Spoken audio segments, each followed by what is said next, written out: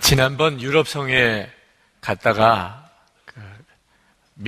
이태리 밀라노를 다녀오기는 했지만 저는 전혀 밀라노를 관광이나 명소를 둘러보지를 못했습니다. 밀라노에 있는 어느 한인교회의 목사님이 저에게 간곡한 메일을 보내셨어요. 밀라노에 와서 꼭 자기 교회에 와서 저녁 집회를 인도해달라. 밀라노에 여행이 딱 하루였는데, 그러면 저는 밀라노에 거기 도우모 성당이든지 아주 유명한 명소를 전혀 볼 수가 없습니다. 또 저 혼자 가는 여행도 아니고 일행도 있는 형편에 과연 제가 그렇게 할 수 있을까 하는 마음의 갈등이 있었습니다. 그 목사님께서 이런 메일을 보내셨어요. 목사님, 밀라노 오시면 저희 교회에 꼭 오셔서 수요 저녁 집회에 짧게라도 말씀 전해주시면 너무 좋겠습니다. 목사님은 웃으시겠지만 저의 지금 마음은 삭개오와 같습니다. 예수님 지나가시는 자리로 얼른 가서 뽕나무에 기어오르고 싶은 마음, 바로 그 마음입니다. 교우들도 다 그렇습니다. 예수님의 사람 제자 훈련하는 교회를 그냥 지나치시면 안 되는 것 아닌가요? 네. 근데 제가 이 목사님 요청에 응해야 하겠구나 하는 생각을 하게 된 것은 그 성회 마지막 집회를 앞두고 제가 몹시 아팠습니다. 감기가 굉장히 심해져서 아침 집회를 도무지 인도할 수 없을 것 같은 상황이었습니다. 밤새도록 앓으면서 하나님께 간절히 기도했습니다. 하나님, 제가 내일 아침에 마지막 설교를 할 수 있게 해주십시오. 그것은 전할 말씀이 너무나 간절했기 때문입니다. 하나님께서 허락하셨던 5번의 말씀의 맨 마지막 말씀, 주 예수님을 사랑하십시오 라고 하는 말씀을 정말 꼭 전하고 싶었어요. 근데 참 놀랍게도 아침이 되어서 이렇게 말씀을 전할 상태가 되었습니다. 그래서 말씀을 전했고 또 하나님이 큰 은혜로 역사하셨습니다. 그 뒤에 제 마음에 제 갈급한 기도에 응답하셨던 하나님, 저도 그 목사님의 마음의 간절함에 응답해야 마땅하다는 생각이 들었습니다. 그래서 제가 목사님께 제가 저녁 집회를 섬기겠습니다. 그리고 밀라노 관광을 포기했죠. 네. 자, 여러분, 우리가 마음이 갈급해질 때는 어려운 일이 생기기 때문입니다. 그런데 그 어려운 일에도 불구하고 내가 마음이 갈급해진다는 것은 하나님의 엄청난 축복이 내게 임했다고 하는 사실을 여러분이 꼭 믿으시기 바랍니다. 하나님은 우리의 마음에 갈급함을 일으키시면서 하나님의 역사를 이루시기 때문입니다. 그러므로 어려운 일이 생겼다 하더라도 마음에 갈급함이 일어났다면 그건 하나님의 계획이 내 삶 속에 이루어지고 있는 순간이라고 믿으시고 오히려 그 가운데서 감사하고 찬양하실 수 있게 되기를 바랍니다. 오늘 이 시편 42편 시편이 그렇습니다. 이 시편은 대단히 어려운 처지에 빠져 있는 이 시편 기자가 하나님께 기도하는 내용입니다. 정확하게 이 사람이 누군지 성경적으로 분명하게 밝힐 수가 없고 또 이 사람이 겪고 있는 어려움이 무엇인지를 정확히 알기가 어렵습니다. 그러나 한 가지 분명한 것은 대단히 어려운 일에 빠졌다는 것입니다. 예루살렘에서 쫓겨났는데 여기서 이스라엘 민족이 전체적으로 민족적으로 전쟁에서 져서 포로로 잡혀갔던 이야기를 말하는 건지 또는 다윗처럼 한때 예루살렘에서 이렇게 쫓겨나서 어려움을 겪었던 일을 말하는 건지를 정확히 알 수가 없습니다. 그러나 예루살렘에서 쫓겨나서 예루살렘을 사모하며 그렇게 하나님 앞에 간절히 기도하고 그리고 원수들이 자기를 조롱하는 것에 대해서 너 하나님이 어디 있느냐라고 하는 조롱에 대해서 괴로워하면서 이 시편을 쓰고 있습니다. 그런데 이 시편에서 우리가 주목할 것은 그 갈급함입니다. 네. 1절, 2절 말씀을 보면 이렇게 말합니다. 하나님, 사슴이 시냇물 바닥에서 물을 찾아 헐떡이듯 내 영혼이 주님을 찾아 헐떡입니다. 내 영혼이 하나님, 그 살아계신 하나님을 갈망하니 내가 언제 하나님께로 나아가 그 얼굴을 배울 수 있을까? 지금 이 시편을 읽어보면 이 시편 기자가 얼마나 어려운 일을 겪고 있는가 하는 것도 나타나지만 얼마나 하나님을 갈급해야 하는가 하는 것도 아주 구구절절 드러나 있습니다. 그렇다면 이 시편 기자는 하나님의 은혜 아래 있는 거예요. 여러분, 어려운 일을 겪는다고 다 이 시편 기자처럼 갈급해야 하는 게 아니라는 사실을 여러분이 아셔야 합니다. 실제로 어려운 일이 생기고 시험거리가 생기면 믿음 버리는 사람도 있습니다. 어려운 일이 생겼다고 교회를 떠나는 사람도 있습니다. 어려운 일이 생겼기 때문에 오히려 마음이 강팍해지는 사람도 있습니다. 어려운 일이 생겨서 오히려 사람 찾아 도움이 되지 않는 사람 의지하고 방황하는 사람도 많습니다. 어려운 일이 생겼다고 다 갈급해지는 거 아닙니다. 그런데 이 시편 기자는 갈급하게 하나님을 찾습니다. 하나님께서 그의 심령 가운데 은혜로 역사하고 계시다는 뜻이기 때문에 그렇습니다. 여러분, 우리가 하나님의 살아계심과 예수 그리스도의 우리와 함께 하시는 역사를 우리가 경험하지 못하는 중요한 이유는 우리가 갈급함으로 준비되어져 있지 않기 때문입니다. 우리의 마음이 하나님의 역사에 대해서 갈급하지 않으니까 하나님이 역사하실 수 없는 겁니다. 오늘 이 설교를 준비하면서 좀 걱정스러운 사람들이 생각이 나더라고요. 요즘에 형편이 좀 괜찮은 사람, 지금 이 시편 기자처럼 마음이 정말 안타깝고 간절할 만큼 어려움이 온 사람은 아마 이 시편을 읽으면서 구구절절히 공감이 되겠지요. 그러나 요즘에 좀 형편이 괜찮아요. 뭐 돈도 잘 벌리고 또 사업도 잘 되고 또 성공했고 뭐 몸도 건강하고 아이들도 잘 크고 있고, 이런 분들은 오늘 이 말씀을 읽고 들을 때 이게 팔짱 끼고 들을까봐 내 이야기는 아니구나, 이런 어려운 사람도 많긴 하지, 그런 사람이나 은혜 받으면 좋겠네, 이럴까봐 걱정이 되더라. 여러분, 형편이 좋은 사람, 솔직히 요즘에는 내게 뭐 그렇게 어려운 일이 없어, 이런 분들은 사실은 훨씬 더 위기 가운데 처해 있다는 사실을 아셔야 합니다. 여러분의 심령은 압니다. 우리가 어려울 때 오히려 하나님 앞에 바로 서기가 쉽고, 우리가 형편이 좋을 때 우리의 믿음이 무너지기가 쉽습니다. 여러분의 영은요, 여러분의 육신적인 형편과 세상적인 삶 속에 반응하는 게 아닙니다. 우리는 몸이 좀 힘들고 또 살기가 어려워지면 그러면 마음이 간절해지기도 합니다만, 우리의 영은요, 언제나 간절해요. 내 심령은 언제나 갈급합니다. 제가 제 삶 속에서 정말 간절하고 갈급했던 때가 있습니다. 언제 뭐 그랬냐, 몇 번에 갈급했던 때가 있지만 제일 먼저 기억이 나는 것은 1984년 4월에 제가 장애인이 될 그런 절박한 처지에 빠져서 전라도 광주에 있는 통합병원에서 하나님을 간절히 찾던, 밤새도록 하나님 앞에 울며 회개하고 기도하던 때가 있었습니다. 그때는 정말 너무나도 당황스럽고 두렵기도 했고 그랬지만, 그날 주님을 만났고 그리고 제 인생, 삶, 목회가 다 바뀌어버렸습니다. 그랬던 그 갈급함이 지나고 보면은 하나님께서 저에게 주신 축복의 시간이었다는 것을 알게 됩니다. 지금은 그때와 비교하면 너무나 좋아요. 사람들은 저를 보면서 부러워하기도 합니다. 많은 목사님들이 지금 제 처지와 형편에 대해서 부러워해요. 그때 비하면 정말 형편은 너무너무 좋은 거죠. 그런데 제 마음의 갈급함은 그때와 비교해서 비교할 수 없이 간절합니다. 그날도 밤새도록 울면서 하나님께 기도했었습니다. 얼마나 갈급하면 그랬겠어요.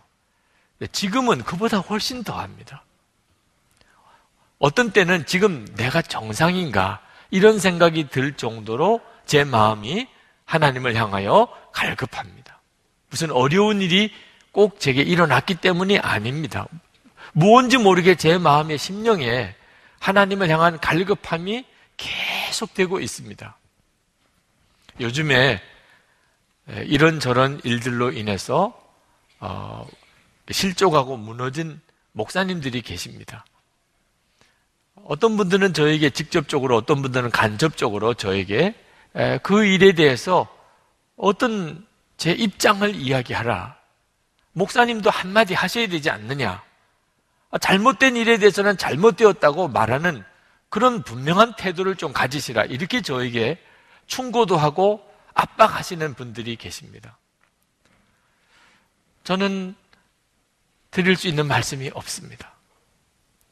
그저 두렵다는 것밖에는 아무것도 드릴 수 있는 말씀이 없습니다. 왜냐하면 그 모든 죄가 다 제 안에 있기 때문입니다. 환경과 여건이 아마 그렇게 되었다면 저는 그보다 더 큰 죄를 지을 수도 있는 그럴 가능성을 가지고 있습니다. 제 육신 속에는 모든 죄가 다 들어있습니다.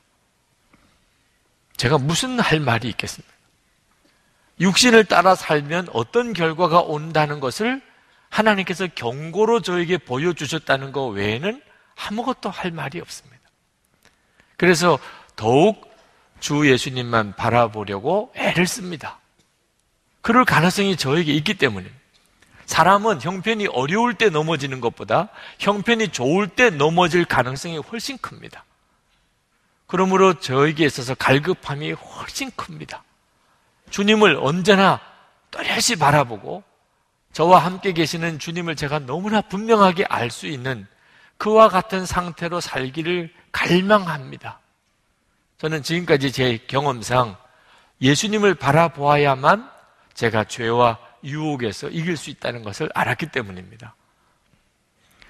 2007년 10월에 제가 한 달 동안 병원에 꼼짝없이 입원하고 몇 번에 걸쳐 수술을 받았던 적이 있었습니다. 그때 답답한 마음으로 병상에서 하나님께 기도하는데 방언으로 기도하면서 기도가 깊어지는 중에 주님은 저에게 너무나도 선명하게 말씀하셨습니다. 설교하는 것과 실제로 사는 것에 차이가 생기는 것을 절대로 작게 여기면 안 된다. 말씀을 전하고 실제로 그대로 살지 못하면서도 어쩔 수 없는 일이라고 생각하면 그것은 나에게 앞으로 큰 위기를 가져오게 될 것이라.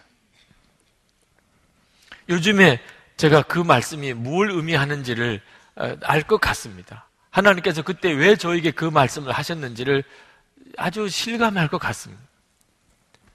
그러나 그때는 제게 있어서 그 말씀은 너무나 두렵고 부담스럽고 당황스러운 말씀이셨어요. 왜? 어떻게 말씀대로 다 살 수 있습니까? 목사라고 어떻게 설교한 대로 다 그대로 살 수 있겠냐 말입니다.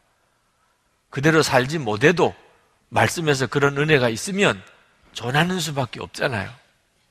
하나님께서 저에게 아예 설교를 하지 말라고 하시는 건가 이런 생각도 들었을 정도였습니다.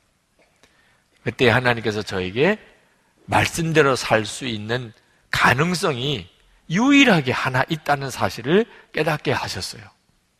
그것은 24시간 주 예수님을 바라보는 것입니다.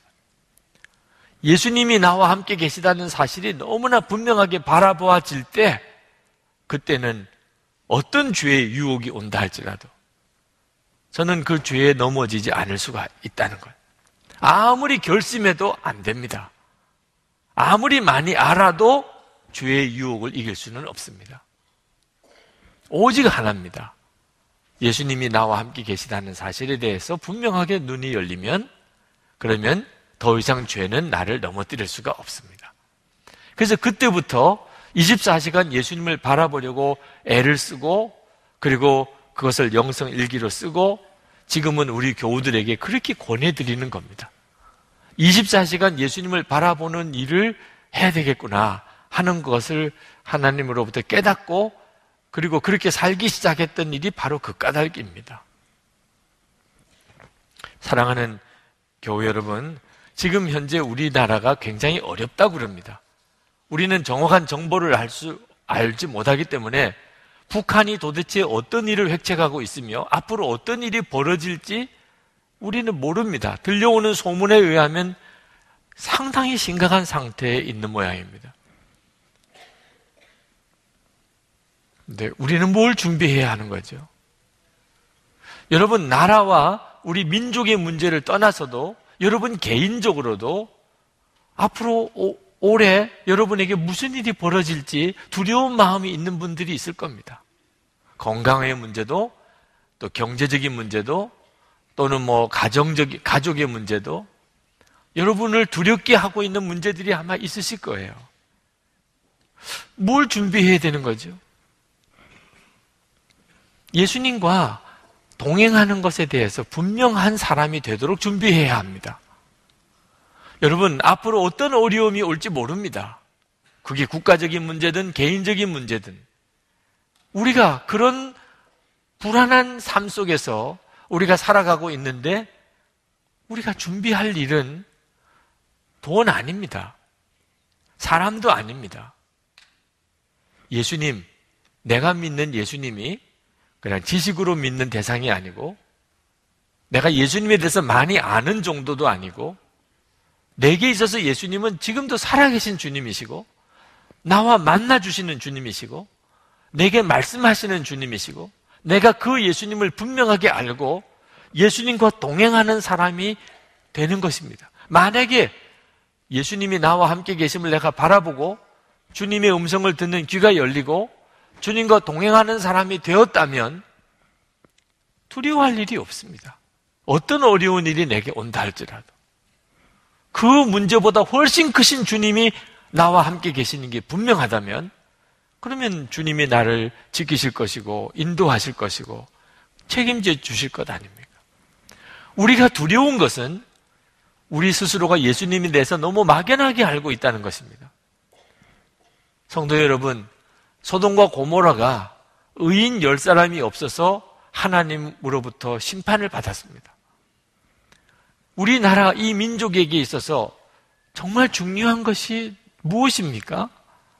예수님과 동행하는 진정으로 예수를 믿는 성도가 몇 명이냐 하는 것입니다. 이건 우리들에게 있어서 너무너무 중요한 일입니다. 여러분, 좋은 일이 있을 수도 있습니다. 꼭 어려운 일만 있다고 생각할 필요는 없습니다.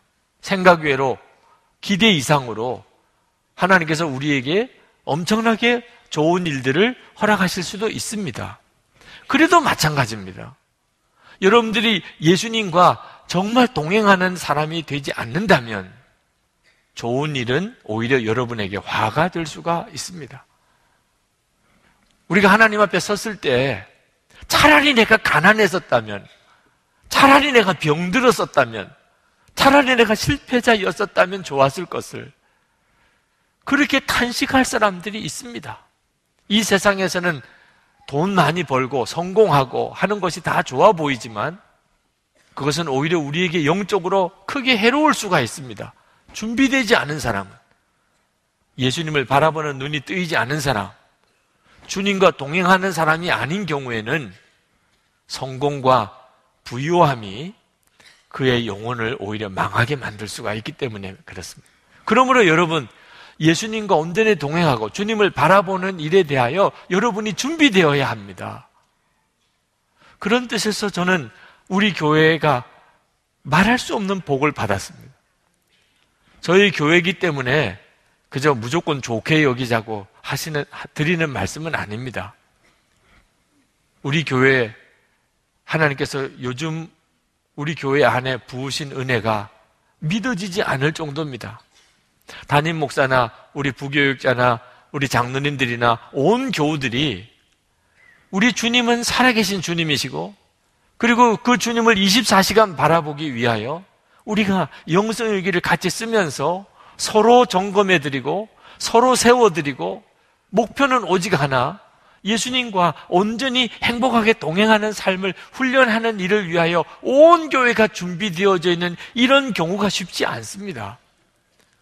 여러분들은 이 교회에 나오면서 여기서 신앙생활 하면서 주님을 바라보는 눈이 더 많이 열리셨나요? 주님의 음성을 듣는 귀가 더 열리셨습니까? 이제는 예수님과 동행하는 것이 자연스럽게 되셨나요? 만약에 이런 여건에서도 안 된다면, 그렇다면 우리가 우리의 생애 중에 주님과 동행하는 일을 언제 경험해 볼 수 있겠습니까? 어디서 훈련 받을 수 있겠나요? 영성일기 쓰고 속회에서 소그룹으로 그 일을 서로 격려하고, 그리고 점점 주님과 더 가까워지고 주님을 아는 눈이 더욱 열려지고, 이건 시간이 걸리는 일입니다. 오늘 말씀을 듣고 은혜 받고 내일부터 그렇게 사라질 수 있는 문제가 아니라는 겁니다. 여러분들이 언제까지나 기회가 있을 줄로 생각하고 뒤로 미루면은 나중에 땅을 치고 후회할 일이 생깁니다. 어설프게 눈이 뜨인 것에 만족하면 안 됩니다. 나도 이제 어느 정도 알겠어. 살아계신 주님, 내가 주님을 바라보는 거, 그거 참 중요한 일인 것 같아. 나도 좀 이제 뭔가 느낌이 있는 것 같아. 여러분, 이런 정도로는 여러분에게 환난이 올 때, 또 여러분에게 어떤 좋은 일이 생길 때 감당 못 합니다. 여러분들이 분명하게 서야 합니다. 주 예수님이 여러분에게 정말 분명한 주님으로 여러분과 함께 계심을 여러분이 알아야 합니다. 우리가 정말 마음이 갈급해지면 하나님은 반드시 응답하십니다. 시편 42편 시편 기자는 그가 여러 가지 어려운 일 속에서 예루살렘에서 쫓겨나 있는 기가 막힌 난감한 처지에 빠져 있었지만, 그는 어려움에서 해결해 달라, 다시 예루살렘으로 돌아가게 해달라, 또는 나의 모든 잃어버린 재산을 다시 회복시켜 달라, 원수를 갚아달라 구하지 아니하고 그는 오직 주님만을 구했습니다. 우리 1절, 2절을 다 같이 한번 읽어보십시다. 하나님, 사슴이 시냇물 바닥에서 물을 찾아 헐떡이듯이 내 영혼이 주님을 찾아 헐떡입니다. 내 영혼이 하나님, 곧 살아계신 하나님을 갈망하니 내가 언제 하나님께로 나아가 그 얼굴을 배울 수 있을까? 시편 기자는 오직 주님을 원합니다. 주님이 나와 함께 계시는 게 분명하다면 어떤 처지에서도 문제될 것이 없기 때문에, 아무리 형편이 좋아도 내가 주님과 동행하는 것에 대해서 내가 분명히 눈이 뜨이지 않으면 그건 나에게 심각한 영적인 위기 상황이라 봐야 하는 것입니다. 그리고 하나님은 시편 기자에게 놀라우게 응답하십니다. 5절에 11절에 반복해서 말씀합니다. 내 영혼아, 내가 어찌하여 그렇게 낙심하며 어찌하여 그렇게 괴로워하느냐? 너는 하나님을 기다려라. 갑자기 이 시편 기자가 고백이 이상하게 달라집니다. 그 시편 기자의 마음속에 걷잡을 수 없이 일어나는 하나님의 음성이 있었던 겁니다. 낭망하고 좌절하고, 하나님 나를 버리셨습니까? 그럴 때 그 시편 기자의 마음속에 내가 어찌하여 그렇게 낙심하고 내가 어찌하여 그렇게 괴로워하느냐 하는 심령에 주시는 주님의 음성이 들리는 겁니다. 너는 하나님을 기다려라. 하나님을 기다려라. 여러분들이 정말 예수님을 구주로 영접했다면 우리 모두가 다 경험하는 일입니다. 정말 난감한 처지에 절망 가운데 빠져서 괴로워하고 이제는 끝났구나 생각할 때도 여러분의 심령 속에 함께 계시는 하나님께서 여러분에게 말씀하십니다. 너가 왜 낙심하냐? 너가 왜 이렇게 괴로워하냐? 너는 하나님을 기다려라. 지난 2주 전에 부흥회를 갔었던 교회에서 말씀을 전하고 낮집회 인도하고 나오는데 어느 성도님, 여자 성도님 한 분이 쫓아 나오면서 저하고 악수를 하시면서 목사님, 너무너무 은혜를 많이 받았습니다. 그러면서 목사님, 그런데 제가 한 가지 질문이 있습니다. 저는 몇 년째 지금 기도를 하고 있는 제목이 있는데 하나님이 아무런 응답을 하시지 않습니다. 그렇게 기도를 간절히 해도 아무런 말씀이 없으십니다. 하나님께서 왜 그렇게 하실까요? 그러면서 우시는 거예요. 눈물을 주르르 흘리시는 거예요. 저는 그 성도님이 집사님인지 권사님인지도 모르겠습니다. 제가 그 성도님에게 그렇게 말씀을 드렸어요. 성도님에게 하나님께서 너무나 놀랍게 응답하시고 계신데도 왜 그러시나요? 그분이 깜짝 놀라서 정색을 하고 물으세요. 목사님이 제 처지를 전혀 모르시는데 어떻게 그렇게 단정적으로 말하실 수 있냐고. 저는 그냥 보기만 해도 벌써 느껴집니다. 성도님이 몇 년 동안 그렇게 어려운 일을 겪으시면서도 믿음을 잃어버리지 않고 매 주일 교회 나와 예배드리고 이번 부흥회까지 이렇게 참석하게 된 것이 도대체 하나님이 역사하시지 않았다면 어떻게 가능했겠어요? 그리고 성도님, 그렇게 몇 년 동안 새벽마다 나와서 그렇게 기도하신다고 하셨는데 기도 응답이 전혀 없는 것 같은데도 몇 년씩이나 새벽마다 나와서 기도하는 그 일이 하나님이 역사하시지 않았다면 어떻게 가능했겠어요? 그리고 성도님이 이번 부흥회 때 그렇게 은혜를 많이 받으셨다고 하시는데 고린도전서 2장 12절에 우리가 세상의 영을 받지 않고 하나님께로 온 영을 받았으니 하나님께서 은혜로 주신 것들을 알게 하려 하십니다. 성령님께서 지금 성도님에게 은혜를 깨닫게 하시지 않았다면 어떻게 은혜 받았다고 고백할 수 있겠나요? 저는 성도님에게 하나님이 너무나도 놀랍게 역사하시는 것이 벌써 보이는데, 제 눈에는 너무나 보이는데 집사님이 원하는 대로 응답을 안 해주셨다는 것뿐이지 하나님은 너무나도 놀랍게 집사님에게 역사하고 계시잖아요. 요셉도 그랬잖아요. 종살이 할 때도 감옥에 갔을 때도 하나님은 함께 계셨잖아요. 여러분이 보셔야 됩니다. 하나님께서는 여러분들 가운데 너무나도 놀랍게 함께 계시고 여기까지 이끌어주고 계세요. 갈급한 사람에게 어찌 하나님이 아무런 역사를 안 하실 수가 있겠어요? 그러므로 성도들은 환난을 당해도 기가 막히게 어려운 처지에 빠져도 주님을 사모하면 반드시 찬송하게 되어 있습니다. 5절 하반절에 이제 내가 나의 구원자, 나의 하나님을 또다시 찬양하련다. 문제는 하나도 해결된 게 없습니다. 그런데 성도의 마음에 찬양이 터져 나오는 겁니다. 그러므로 여러분 24시간 예수님을 바라보는 눈을 분명히 뜨셔야 됩니다. 주님 바라보고 주님과 동행하는 신앙의 훈련을 소홀히 하시면 안 됩니다. 6절 말씀에 내 영혼이 너무 낙심하였지만 요단 땅과 헤르몬과 미살산에서 주님만을 그래도 생각할 뿐입니다. 지금 이 시편 기자는 대단히 낙심스러운 상황에 있지만 그래서 그가 할 수 있는 것은 아무것도 없어요. 오직 주님만 생각하는 거. 주님 생각하는 거 외에는 아무것도 할 게 없어요. 요즘 24시간 예수님을 바라보시라고 권해드리는 게 그것 아닙니까? 우리가 24시간 예수님을 바라보고 생각하는 것만 가지고도 이건 대단한 영적인 훈련입니다. 그러면 어떤 일이 벌어집니까? 그 다음은 하나님이 하시는 거예요. 우리는 항상 주님만을 생각해 보려고 항상 주님만 내가 내 마음에 모시고 살아보려고 하는 것.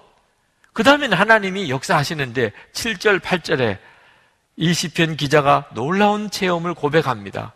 주님께서 일으키시는 저 큰 폭포 소리를 따라 기품은 기품을 부르며 주님께서 일으키시는 저 파도의 물결은 모두 한 덩이가 되어 이 몸을 휩쓸고 지나갑니다. 낮에는 주님께서 사랑을 베푸시고 밤에는 찬송으로 나를 채우시니 나는 다만 살아계시는 내 하나님께 기도합니다. 지금 여러분 시편 기자가 무슨 이야기를 하고 있는 거죠? 항상 주님만을 생각하고 있었더니 주님의 음성이 큰 폭포 소리같이 자기에게 임하고 하나님의 사랑이 큰 바다 물결이 소용돌이 치는 것처럼 자기 온 몸을 휘감고 있다는 거예요. 여러분 중에도 기도 중에 이런 체험을 하신 분들이 많으실 겁니다. 만약에 이런 체험을 한 적이 없으시다면 틀림없이 여러분은 24시간 주님을 생각하려고 하고 있지 않으실 겁니다. 24시간 주님을 생각하고 항상 내가 내 의식 속에 주님을 모시고 살려고 한번 해보시기 바랍니다. 여러분들이 시편 기자처럼 고백하게 됩니다. 주님의 음성이 우레소리처럼 큰 폭포 소리처럼 커. 주님이 나를 휙 안고 있는 것이 바다 물결이 나를 내 온몸을 휩싸는 것처럼 그렇게 느껴집니다. 낮에는 주님의 사랑이, 밤에는 찬송이 내게서 넘쳐납니다. 나는 오직 하나님께 기도할 뿐입니다.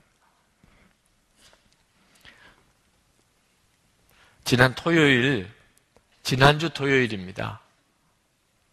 주일 설교를 갑자기 해주시겠다고 하시는 목사님이 오시기로 하셨기 때문에 제가 토요일에 좀 시간적인 여유를 얻고 제 서재를 이렇게 정리를 했습니다. 근데 눈에 뜨이는 책이 하나 구석에 있었어요. 하나님이 당신에게 윙크할 때. 그 제목이 그렇게 제 마음에 와 닿았습니다. 아주 따뜻한 느낌을 받았어요.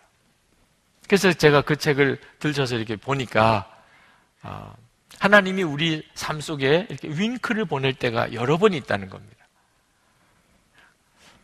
제가 그 책을 한번 꼭 읽어봐야 되겠다. 그런 생각을 하고 제 서재, 제 책상 가까운 곳에다가 꽂아두었어요. 그리고 주일에 김혜중 감독님께서 오셔서 설교를 하셨습니다. 일부 예배 드릴 때 얼마나 놀라는지 아십니까? 김혜중 감독님이 하나님이 당신에게 윙크할 때 라고 하는 이 책을 인용하세요. 우리나라 말로 번역돼서 출간됐는지 전혀 모르시고 그 책을 인용하셔서 이야기를 하셨어요. 여러분, 제가 그 말씀을 들을 때 하나님께서 저에게 윙크하시는 것처럼 느꼈다면 좀 지나친 건가요? 그런 느낌이 확 들어요. 하나님이 저에게 정말 눈짓을 하시는 것 같아요. 어린아이가 온 일가 친척들이 다 모여서 식사하는 날, 우리 한국식으로 말하면 떡국을 먹는 설날이었을까요? 그런데 갑자기 밥을 먹다가 눈을 들어서 멀찍이 떨어져 있는 할아버지나 할머니, 아빠나 엄마 또는 삼촌, 이모 이렇게 보다가 그분하고 눈이 이렇게 딱 마주쳤어요. 근데 그분이 이 어린아이에게 윙크를 해요. 눈짓을 해요. 지금 하기는 제가 참 민망해서 그렇긴 하겠는데 하여튼 상상으로 생각해 보시기 바랍니다. 이 아이가 어떤 느낌이 들었을까요? 그 윙크는 무슨 의미가 있을까요? 내가 너를 얼마나 좋아하는지 아니? 너, 올해도 많이 컸구나. 내가 너를 사랑해. 너는 아마 훌륭한 사람이 될 거야. 너는 착한 아이야. 아마 그런 뜻이 다 담겨 있겠죠. 그죠? 그럴 때 그 아이는 얼마나 쑥스러웠겠어요. 그죠? 그러면서도 또 얼마나 좋았을까요? 네. 그처럼 하나님이 우리에게도 우리의 삶 속에서 어떤 우연처럼 우리에게 어떤 사건을 통하여 하나님이 우리를 사랑하신다는 것을 표현해 주신다는 겁니다. 저는 굉장히 마음이 갈급한 상태에 있었어요. 아까도 말씀드렸지만 이건 좀 지나친 게 아닌가. 그런 생각이 들 정도로 마음이 간절해요. 주님, 저는 절대로 더 이 상태로 만족할 수가 없습니다. 제가 주님과 정말 온전히 동행하고 주님을 온전히 바라보기를 원합니다. 그런 마음의 간절함이 너무너무 커요. 하나님, 왜 그렇게 훌륭한 목사님들도 무너지는 겁니까? 근데 하나님께서 저에게 바로 그 예배 때 저에게 말씀하시는 것 같았어요. 내가 너를 알고 있어. 너가 기도하는 것을 내가 알고 있고 너가 지금 아주 잘 가고 있어. 너가 원하는 대로 내가 해줄 거야. 너 절대로 여기서 그냥 머뭇거리지 말고 계속 가. 계속 그렇게 가는 거야. 이렇게 말씀하시는 것 같았어요. 그래서 제게 말할 수 없는 위로가 되었습니다. 지난 주일 김혜종 감독님이 오셔서 설교를 하고 가신 것은 정말 저에게 있어서는 전혀 예상치도 않았던 갑작스러운 사건이었는데 저 개인적으로는 하나님이 저에게 주시는 뜻이 있으셨다고 생각이 들었습니다. 그래서 제가 페이스북에다가 그 글을 올렸어요.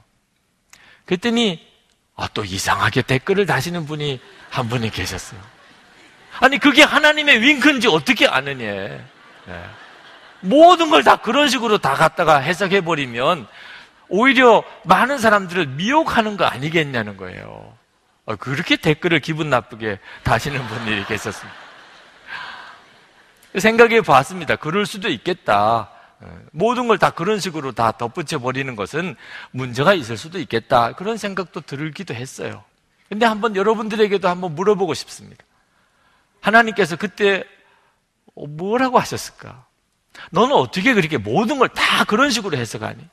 내가 언제 윙크했니? 이렇게 하셨을 가능성도 있고, 또 하나는 내가 너에게 그동안에 윙크를 얼마나 많이 했는 줄 알아? 그런데 너는 이제서야 깨닫니? 나는 그동안 너에게 얼마나 눈짓을 하고 내가 얼마나 너를 격려하고 그랬는데 말이야. 너 어째 이제야 그걸 깨닫니? 넌 요렇게까지 가야만 아니? 어떤 게 맞을 것 같아요? 저는 후자일 거라고 생각합니다. 왜냐하면 저는 분명히 믿으니까요. 하나님은 저를 사랑하시고, 여러분 모두도 그렇죠.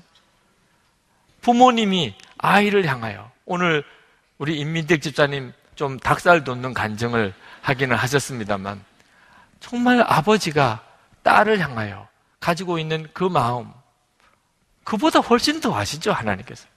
하나님은 항상 우리에게 사랑을 말씀하시고 우리를 사랑한다고 말씀하시고 우리를 격려하고 싶으실 텐데 우리가 늘 그걸 깨닫나요? 거의 대부분은 하나님은 왜 내 기도는 안 들어주시지? 하나님은 나는 특별히 사랑 안 하시나 봐? 그렇게 지내지 않나요? 보지도 듣지도 말하지도 못하는 삼중고의 여인 헬렌 켈러 여사가 어느 날 숲속을 이렇게 산책을 하면서 말할 수 없는 하나님의 은혜를 받았습니다. 아무것도 볼 수도 그렇게 들을 수도 없지만 바람을 느낄 수는 있잖아요. 그 숲속에서 부는 바람을, 자기 피부를, 얼굴을 스치고 지나가는 바람을 느끼고, 그리고 그 신선한 공기를 마시면서 너무 좋다. 야, 너무 좋다. 그리고는 옆에 가는 친구에게 물어봤어요. 얘는 볼 수도 있고 들을 수도 있으니 얼마나 더 좋을까? 넌 어떠니?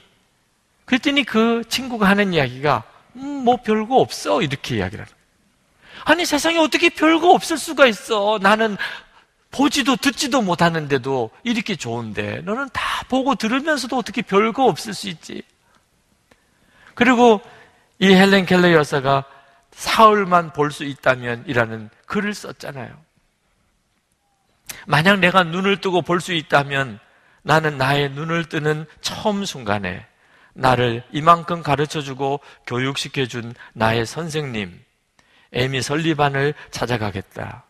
내 손끝으로 만져 알던 그의 인자한 얼굴, 그리고 그의 아리따운 몸매를 몇 시간이고 물끄러미 보면서 그의 모습을 내 마음 깊숙이 간직해 두겠다. 다음엔 내 친구들을 찾아가고, 다음엔 들로 산으로 산보를 나가겠다. 바람에 나풀거리는 아름다운 나무 잎사귀들을, 들에 피어있는 예쁜 꽃들과, 그리고 저녁이 되면 석양이 빛나는 아름다운 노을을 보고 싶다.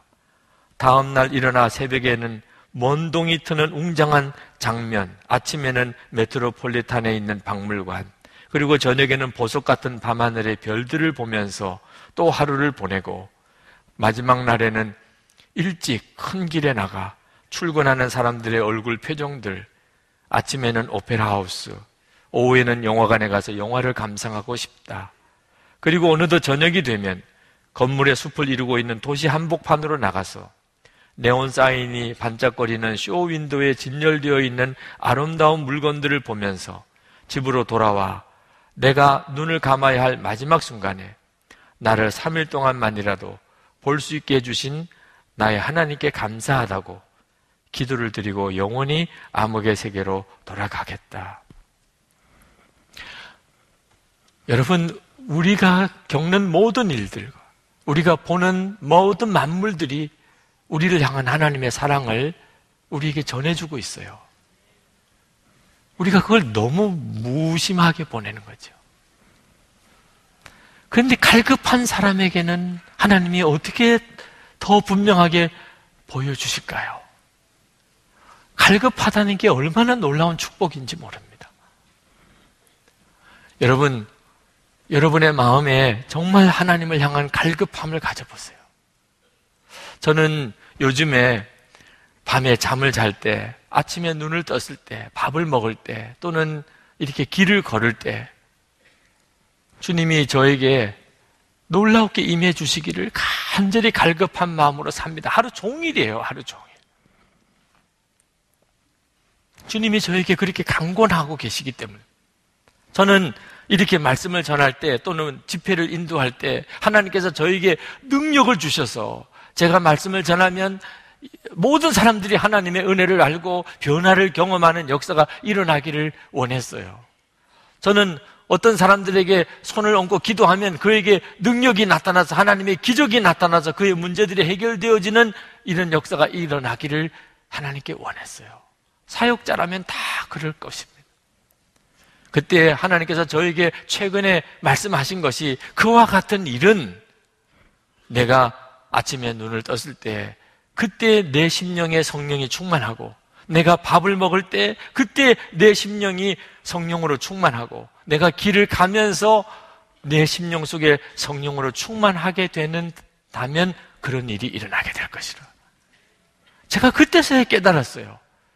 어떤 중요한 집회를 앞두고 간절히 기도하면 하나님이 역사해 주시고 누구를 위해서 기도해야 될 때 간절히 하나님께 역사해 달라고 기도하면 하나님이 역사해 주시는 게 아니고 늘상 있는 일상적인 일 속에 하나님이 역사해 주시기를 기대하고 기도하고 사모할 때 또 그 일이 그때 일어날 때 그때 말씀을 들고 서면 누구를 위해 기도하면 하나님께서 역사하실 수 있다는 것. 여러분들도 마찬가지인 거 아십니까? 여러분들 은혜를 언제 사모하시나요? 부흥회를 가실 때 사모하시나요? 오늘 이렇게 예배를 드리러 오실 때 사모하시나요? 오늘 하나님께서 여러분들에게 말씀하십니다. 이 예배가 끝나고 여기서는 아무 일이 없었어요. 그런데 여러분이 이 예배가 끝나고 이제 집으로 돌아가는 차중에서 집으로 걸어가는 거기서 하나님 저에게 성령으로 부어주셔서 여러분 오늘 밤에 잠을 잘 때 하나님 이 침대에서 하나님의 성령의 역사를 경험하기 원합니다. 여러분 내일 아침에 눈을 떴을 때 그때 주님이 여러분과 함께 계시는 놀라운 체험을 여러분이 하실 수 있게 되기를 기대하세요. 그걸 사모하세요. 여러분의 일상생활 속에 아주 평범한 여러분의 매 순간순간 속에 주님은 여러분과 함께 계시는 것. 그 눈이 뜨이면 여러분에게 급박한 어려운 일이 생겨도 또 기가 막히게 좋은 일이 일어나도 실족하지 않습니다. 타락하지 않습니다. 서울대 명예교수인 박동규 교수님이 어릴 때 열병으로 거의 죽어가던 때가 있었습니다. 40도가 넘는 고열로 열흘 동안이나 그가 앓는 바람에 나중에는 의식이 다 없어지고 그리고 혼미한 상태로 빠져들어가는데 어머니가 옆에서 귀에다 대고 아주 자그마한 목소리로 말씀을 하시더래요. 하나님께서 너를 건져주실 거야. 하나님께서 너를 고쳐주실 거야. 어머니가 귀에다 대고 정말 열병으로 죽어가는 아이의 귀에다 대고 엄마가 하나님께서 너를 고쳐주실 거야. 그렇게 귓가에 아주 작게 들리는 어머니의 목소리를 들으면서 마음에 믿음이 생기더래요. 하나님이 나를 고쳐주시는구나. 그렇게 병원에 가서도 치료가 안 되고 해결이 안 되고 열이 떨어지지 않는 그런 상황에 있었지만 하나님이 나를 고쳐주시겠구나. 그게 마음에 확 믿어지더래요. 그리고 그가 일어났어요. 여러분 작고 세미해 보여도 그게 하나님의 음성인지가 중요한 것이지 소리가 크고 작은 게 중요한 게 아닙니다. 주님은 오늘 이 시간 여러분들에게 그렇게 말씀하고 계세요. 그 말씀에 여러분이 귀를 기울여야 합니다. 그 말씀을 붙잡으셔야 돼요. 하나님이 여러분들을 일으키시기를 축복합니다. 갈망하십시다. 하나님의 부흥은 내 집에서 일어나는, 내 사무실에서 일어나는, 또는 길을 가는 중에 내게 임하는 것입니다.